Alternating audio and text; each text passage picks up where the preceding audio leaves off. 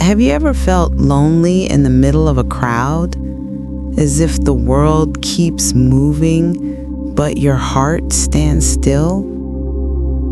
Maybe it's not loneliness that frightens us, but our inability to truly sit with ourselves. We grow up in a culture that quietly teaches us from childhood that being alone is something to avoid. In stories, heroes are always saved by love. In movies, the main characters always end up with someone. In real life, those who walk alone are often seen as sad, strange, or socially lost. Without realizing it, these stories plant a belief deep inside us that togetherness is the purpose of life, and being alone means something is wrong with us. But is that really true? The fear of loneliness doesn't come from our true selves. It's a reflection of social construction, a belief planted and passed down, not born within us. Society teaches us that validation must come from the outside, from applause, from love, from belonging, and slowly we forget one of the most essential human skills: to love and accept ourselves without condition. When there's no external response, we feel hollow, like a mirror that no longer reflects our face. Loneliness becomes terrifying, not because it's painful, but because we've forgotten how to speak with ourselves. We run toward distractions, empty conversations, half-hearted relationships, the noise of social media, anything to escape the silence within. For within that silence, the old wounds begin to speak. And because we were never taught to listen, we choose to run. But what if, inside that silence, there's a door to wholeness? Before we can heal our fear of being alone, we must understand one truth. That fear doesn't belong to us. It was planted. And what's planted can always be uprooted. The way home begins with the courage to look back at the stories we were taught, to realize that perhaps all this time, it wasn't loneliness we feared. We simply never learned to recognize the quiet beauty of being alone. Solitude is often mistaken for emptiness, yet for a soul that's ready, it becomes a sacred space, a doorway to the depths once hidden beneath the noise of the world. In the stillness, there's no need to perform, no need to please, no need to hide. There is only us and the truth that slowly rises to the surface. When we're alone, the masks we wear begin to fall away. We no longer need to appear strong, clever, charming, or perfect. We are simply human, carrying doubts, wounds, hopes, and dreams yet to unfold. It's in that moment we begin to see who we truly are, beneath every social role we've played. More than just a quiet space, solitude becomes a mirror, showing us not who we pretend to be, but who we've always been. Solitude is the place where intuition begins to speak. The voice of the heart, once buried beneath the noise of others' opinions, starts to whisper again. It doesn't shout, it doesn't demand, it gently calls us home, guiding us toward what's true, not what's popular. In the quiet, we begin to tell the difference between the voice of ego and the voice of the soul. Solitude teaches us honesty, not toward others, but toward ourselves. What do we truly desire? What have we been chasing just for validation? Who are we when all recognition from the outside world fades away? These questions never surface when we are busy becoming someone else, but in silence, they reveal themselves, And though their answers may sometimes hurt or surprise us, they set us free. Solitude is not a curse. It is the beginning of true freedom. Not because we turn away from the world, but because we finally turn toward ourselves. It's not about retreating, but returning. Not about loneliness that breaks, but space that heals.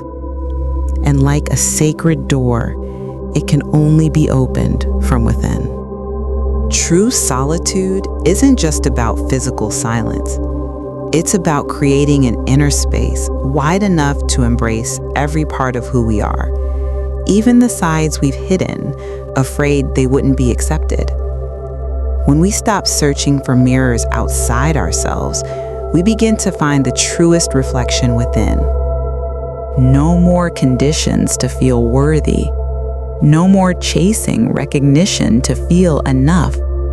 In solitude, we learn to say, I am still worthy, even without anyone's applause.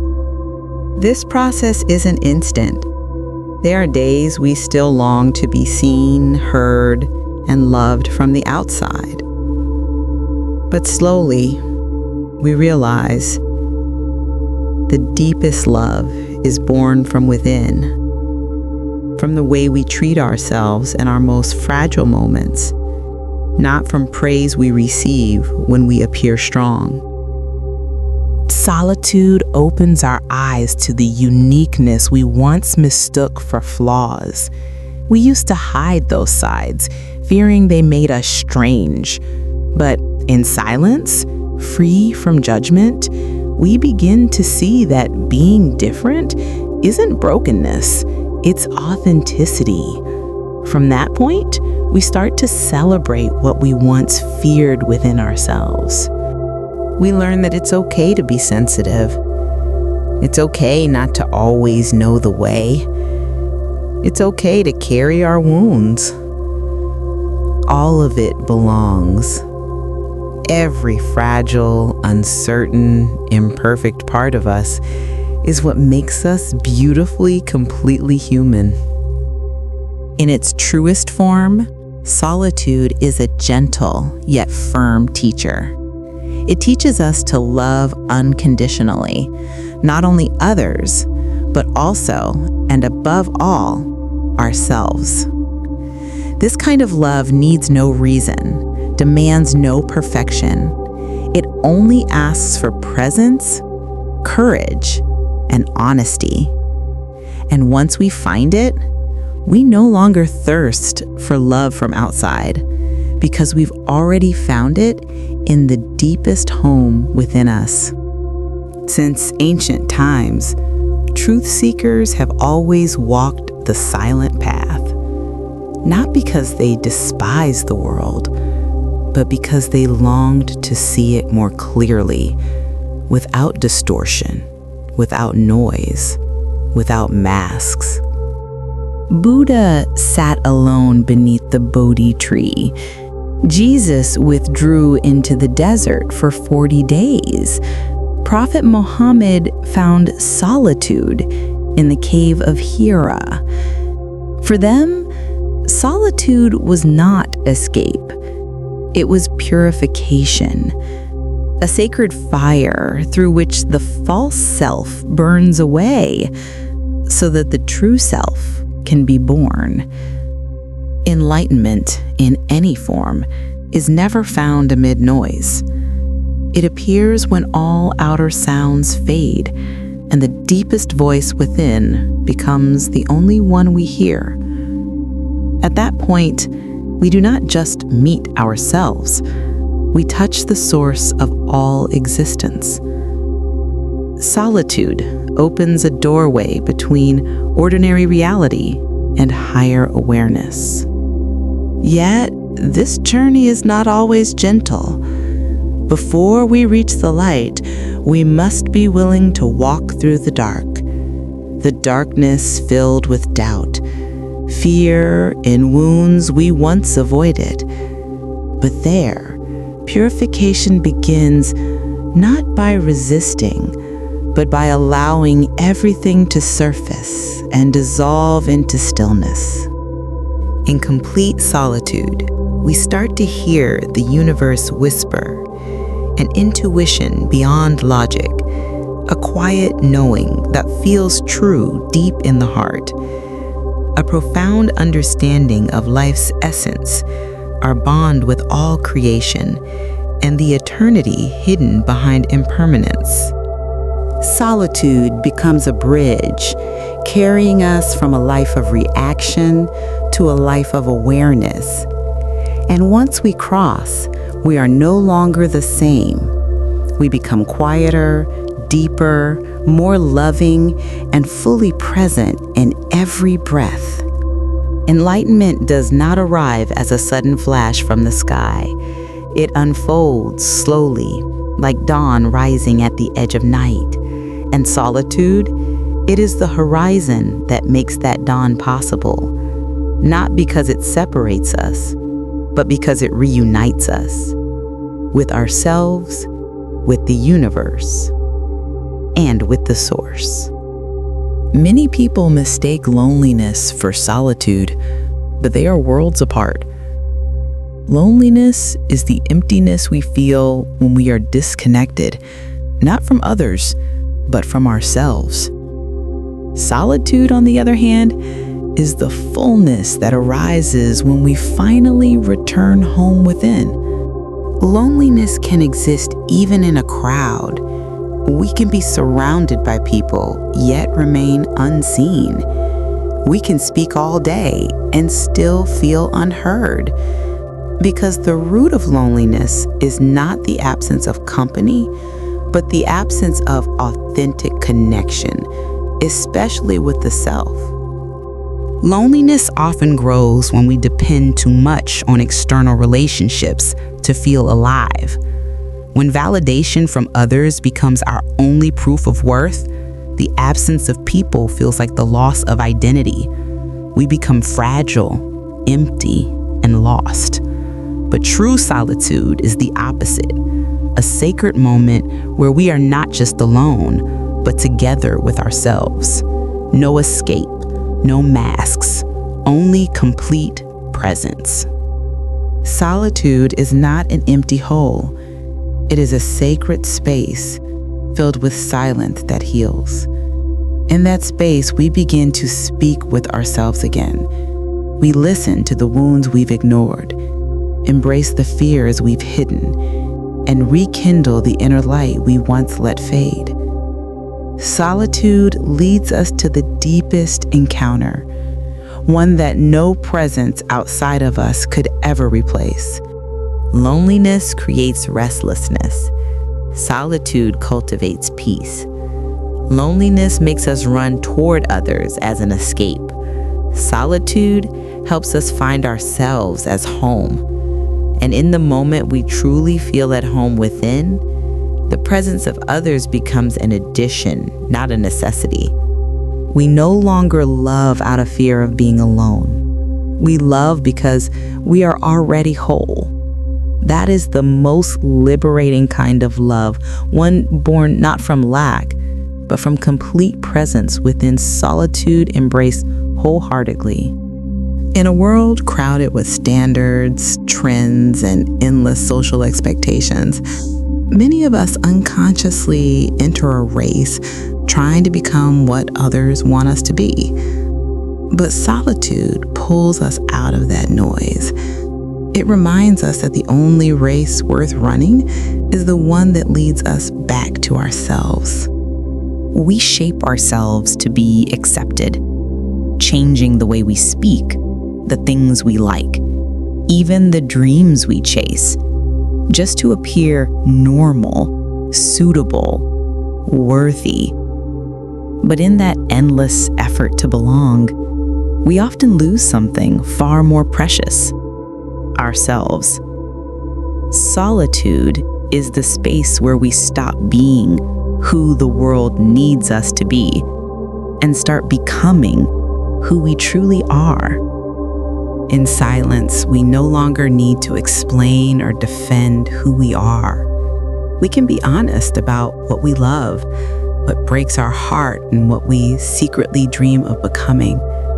There's no pressure to perform, no need to fit into anyone's mold. Solitude restores the courage to be different. It whispers that not fitting in is not weakness. It's a sign that we're finally dancing to the rhythm of our own soul. Outside, we may appear strange, out of step, or even left behind.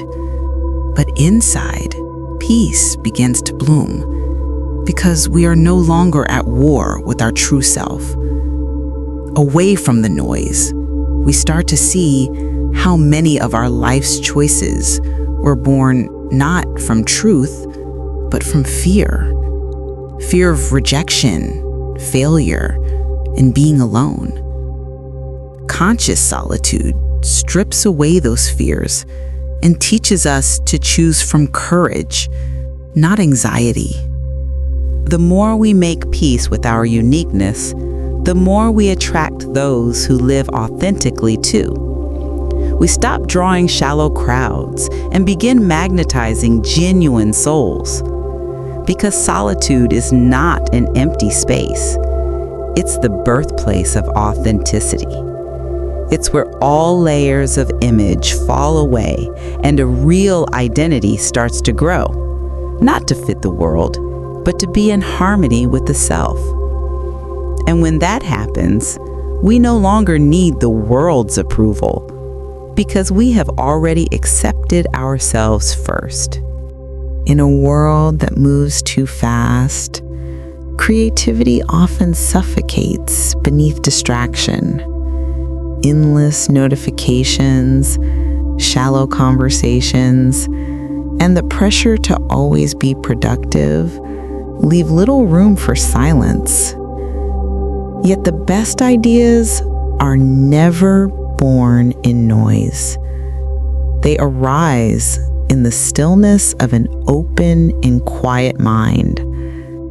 That is what solitude offers us, a sanctuary where imagination can breathe again. Solitude creates the perfect condition for creativity to grow. When distractions fade, we begin to dive deeper into our thoughts, our imagination, and our intuition. In that quiet space, ideas don't need to be forced. They flow. They surprise us. They take shapes we never expected. The presence of others is important for shaping and testing ideas, but their birth almost always happens in silence.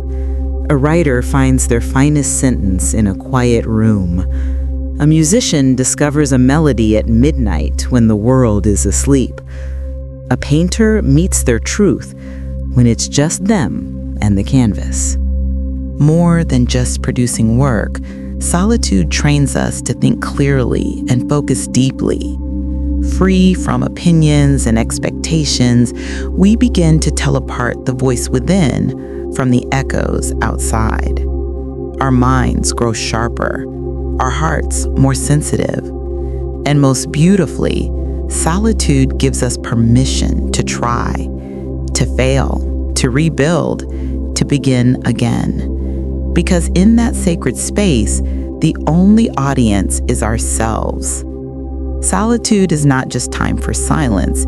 It is the unseen laboratory where ideas take form and intuition finally speaks. From this silent laboratory, the most honest, the most courageous, and the most alive creations are often born. Solitude, when we dare to face it, leads us to the most difficult yet most essential encounter, the meeting with our own shadow.